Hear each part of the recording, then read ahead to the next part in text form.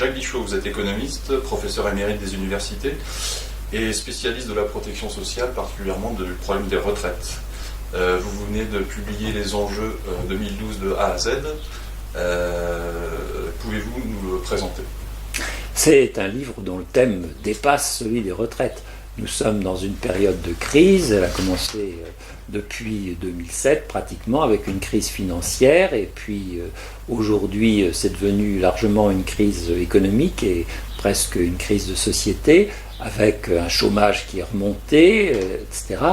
Et par conséquent il faut faire une analyse de ce qui se passe pour trouver un certain nombre de solutions.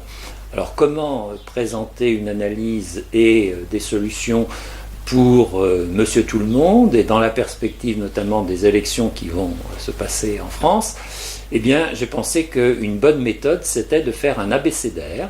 Et ce livre comporte 200 rubriques, donc si vous êtes intéressé aux retraites, comme vous disiez, vous avez une rubrique retraite qui va vous renvoyer à un certain nombre d'autres, par exemple démographie, parce qu'on ne veut pas parler de retraite sans parler de démographie.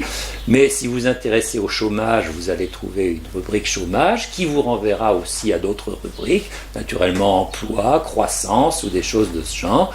Et puis, si vous vous intéressez à l'euro, eh bien, vous trouverez une rubrique zone euro, c'est même la dernière, n'est-ce pas, du livre, parce que c'est classé par ordre alphabétique, et ça vous renverra à d'autres comme Union européenne et ainsi de suite. Alors, d'après vous, le système actuel tel qu'il fonctionne est condamné, mathématiquement parlant. Pouvez-vous nous en donner la raison ? Alors, mathématiquement parlant, je ne sais pas si c'est une affaire de mathématiques, quoique je sois mathématicien d'origine, mais la raison pour laquelle notre système fonctionne mal, c'est d'abord une question de vérité. Et de ce point de vue-là, en effet, on peut parler de mathématiques parce que la mathématique, c'est une forme de recherche de la vérité. Et je pense que le pape, en écrivant une encyclique sur le thème de la vérité, Caritas in Veritate, a montrer de manière tout à fait intéressante et juste du point de vue de la réflexion économique comme sur d'autres plans, que nous avions une civilisation largement malade parce que nous ne cherchons pas suffisamment et suffisamment efficacement la vérité. Nous avons un système économique qui est largement basé sur le mensonge. Je vais vous en donner un exemple parmi beaucoup d'autres. On parle beaucoup de notre déficit extérieur et du déficit public, donc déficit de l'État, déficit de la sécurité sociale, etc. Qu'est-ce que c'est ? C'est tout simplement un mensonge, c'est-à-dire qu'on distribue à la population des revenus qui représentent à peu près 10% de plus que le niveau de notre production. Et le déficit tant public qu'extérieur est la conséquence de cette différence qui s'est introduite et qui est tout simplement une forme de mensonge. Nous sommes au fond trop payés collectivement. Je ne dis pas que vous en particulier, n'est-ce pas, êtes trop payés, mais collectivement nous recevons trop par rapport à ce que nous produisons. Alors quelle serait l'idée fondamentale de la réforme que vous proposez ? Bien entendu, ce retour à la vérité, c'est-à-dire que dans tous les domaines, il faut investiguer pour savoir quelle est la réalité des choses. Souvent, on est basé sur des idées floues, voire des mythes, et donc il faut se débarrasser d'un certain nombre de mythes. Vous parliez de retraite, je vais vous donner un mythe en matière de retraite. Nous pensons que les droits à la retraite doivent être proportionnés aux cotisations de retraite et aux revenus d'activité. C'est un non-sens économique.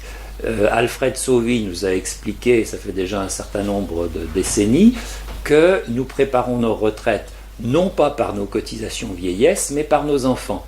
Et c'est quasiment un théorème, n'est-ce pas ? C'est mathématiquement indiscutable et économiquement indiscutable. Or, nous avons une attribution des droits à la retraite qui ne tient pratiquement pas compte de l'investissement dans la jeunesse, de la naissance et de l'éducation des enfants. Donc c'est aux antipodes de la réalité économique. Nous sommes dans une situation qui ne peut conduire qu'à des difficultés. Nous les vivons avec les réformes successives des retraites qui sont des banqueroutes partielles, parce qu'on a distribué des droits qui n'étaient pas fondés sur la réalité. C'est ce que Jacques Rueff appelle des faux droits. Et quand on a distribué des faux droits, il y a un moment où il faut les épurer en faisant des banqueroutes partielles. Donc nous sommes globalement en matière de retraite dans la même situation que la Grèce, avec les mensonges qu'elle a fait pour entrer dans la zone euro en ayant une situation qui n'aurait pas dû lui permettre de le faire. Est-ce que justement dans le cadre que nous connaissons actuellement, le cadre politique, institutionnel, est-ce qu'il serait possible de changer les choses ?